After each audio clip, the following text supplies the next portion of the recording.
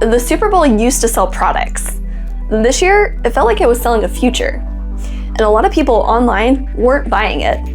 Ads made by AI, promoting AI.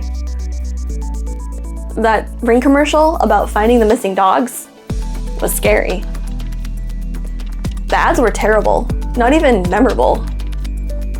It wasn't loud, it wasn't coordinated, it was just consistent.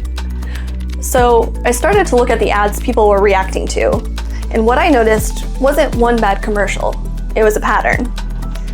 This year, AI wasn't presented as optional, it was presented as inevitable. Across multiple brands, from Amazon to Google to OpenAI, the messaging felt aligned. The tone wasn't, here's a tool you might find helpful. It was, this is happening. And when every major brand repeats the same message in the biggest advertising slot in America, it starts to feel less like marketing and more like narrative shaping.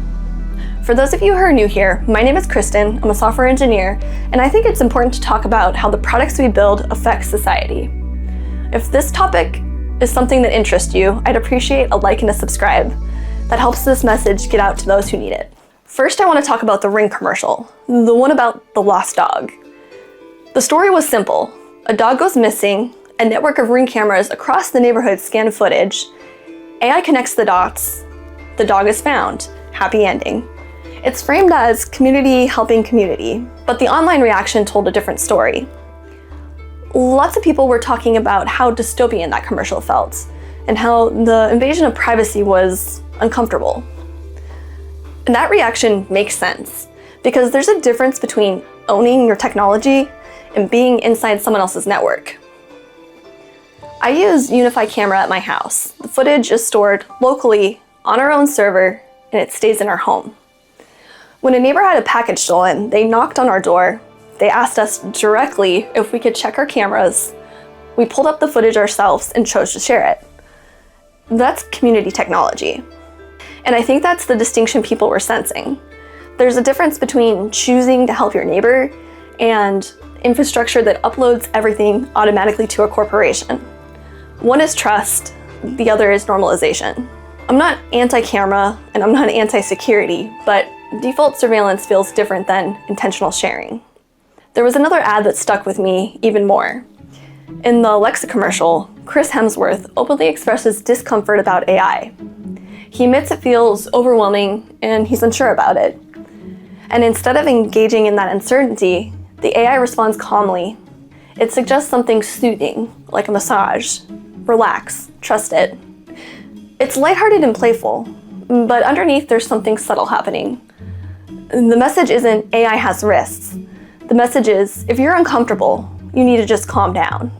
Instead of addressing the discomfort, it reframes the discomfort as irrational. It doesn't say AI should earn your trust. It says you should adjust. And when a nation expresses hesitation about rapid automation, surveillance, and job displacement, and the response is essentially have a massage, that's not reassurance. That's emotional redirection. Again, this isn't about conspiracy, it's about messaging.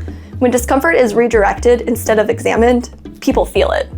There was another layer to the backlash that had nothing to do with privacy. It was about creativity. A lot of people said that ads felt hollow. On Reddit and across comment sections, people were calling them AI slop. They said many of the commercials looked obviously AI generated, over-rendered visuals, perfect but lifeless faces, scripting that felt engineered instead of crafted. And that frustration didn't appear out of nowhere. Over the past few years, we've watched waves of layoffs hit creative industries. Writers, designers, editors, production teams. At the same time, we've been told AI will make everything faster, cheaper, more efficient. So when the most expensive ad slots in the country are filled with content that feels automated, people connect the dots.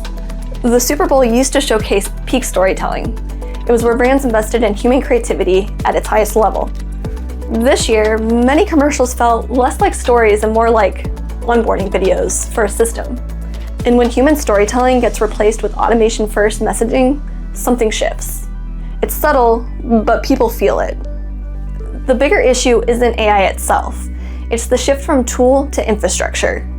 Technology used to feel like something you chose. You opted in, you downloaded it, you decided how it fit into your life. Now it feels like something you're expected to live inside. AI customer service instead of the human voice, smart devices everywhere, camera networks normalized, automation as the default setting. And when that shift happens quietly, through repetition, people push back instinctively. Not because they hate innovation, but because they don't want to feel replaced, or managed, or quietly told that efficiency matters more than humanity. There's a difference between using AI as a tool to enhance creativity and using it as a substitute for the people who used to create. And I think that's what people were reacting to.